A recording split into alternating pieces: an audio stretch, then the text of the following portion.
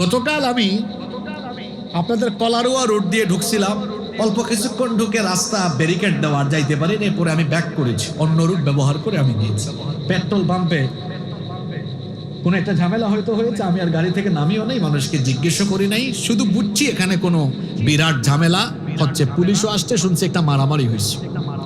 প্রতারণার কথা আমি বলছি এই কারণে, ওদিকে গভর্নমেন্ট বলে পর্যাপ্ত পরিমাণ জ্বালানি আছে, আর পাম্পে গেলে বলে কিচ্ছু নাই।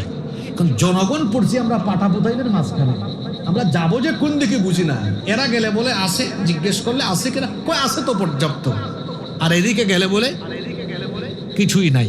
কার কথা সত্য কার কথা মিথ্যা এটা তারাই ভালো জানে, আর আল্লাহ ভালো জানে, ঠিক না বেঠিক? হ্যাঁ, মধ্যপ্রাচ্যে অস্থিরতার কারণে জ্বালানি সংকট হতে পারে। যদি সংকট হয় সরকার স্বীকার করুন, বলেন হ্যাঁ সংকট আছে, ক্যাম্পেইন চালান কিভাবে আমরা এই সংকট থেকে উত্তরণ হতে পারি। আর যদি সরকারের কথা সত্য হয়, তাহলে এরা কি চায়,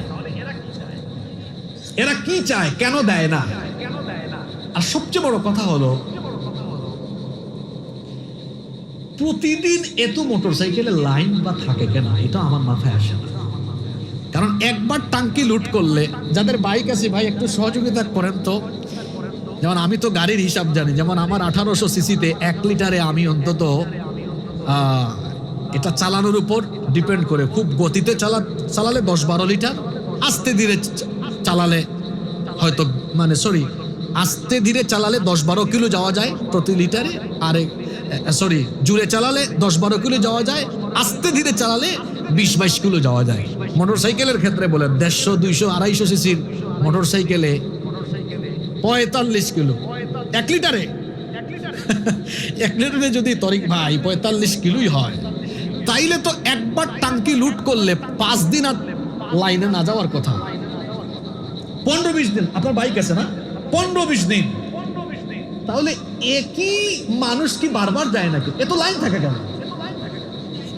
হ্যাঁ, দেয় না, আপনারা বলেন দেয় না, আর তারা বলে জিজ্ঞেস করলে যে হুজুর একজন নিয়ে যায়, নিয়ে বাড়িতে এটা ফেলে এক জায়গায় জমা করে রাখে, তারপর তার বাইরে পাঠায়, আরেকজনকে পাঠায়। এটাও হইলেও হইতে পারে, নইলে কেন এত সংকট?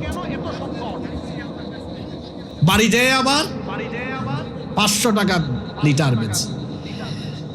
এই যে শুরু হয়েছে, এটার থেকে যে কবে আমরা পরিত্রাণ পারবো? রাষ্ট্রীয় সচেতনতাও জরুরি, আমাদের সচেতনতাও জরুরি। হুদাই মজুত কইরেন না।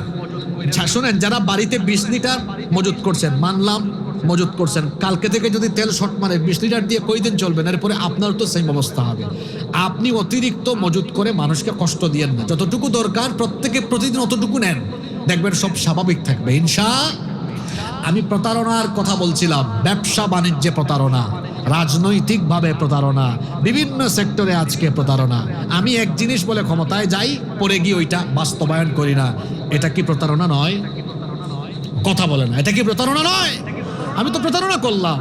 আবার আমি ব্যবসা করি এখানে বাগাছড়ায়, বাগাছড়া না এটার নাম, বাগাছড়ায় আমার টাইলসের দোকান আছে। ওখানে শেতপুর থেকে একজন গিয়েছে টাইলস কিনতে, বলতেছে ভাই আমাকে A গ্রেডের টাইলস দেন। দিয়েছে B গ্রেডের টাইলস, আর বলে দিছে মুখ দিয়ে A গ্রেডের দিছি ভাই। তাইলে এটা কি ভালো কাজ করলো না প্রতারণা করলো? গিয়েছে অন্য কোনো দোকানে, জিনিস দিছে 2 নাম্বার, দিয়ে বলতেছে ভাই দিছি 1 নাম্বার। এটা কি ভালো কাজ করলো না প্রতারণা করলো? তার হক আপনি ডিরেক্ট মেরে দিয়েছেন। গিয়েছে মাছের দোকানে, সবজির দোকানে বা যে কোনো দোকানে, একটু এদিক ওদিক তাকাইছে, চাইছিল 1 কেজি, দিছে 950 গ্রাম। এই যে 50 গ্রাম কম দিল, ওজনে কম দিল, এটা কি ভালো কাজ করলো না প্রতারণা করলো? ওজনে কম দেয়, এটা মারাত্মক প্রতারণা।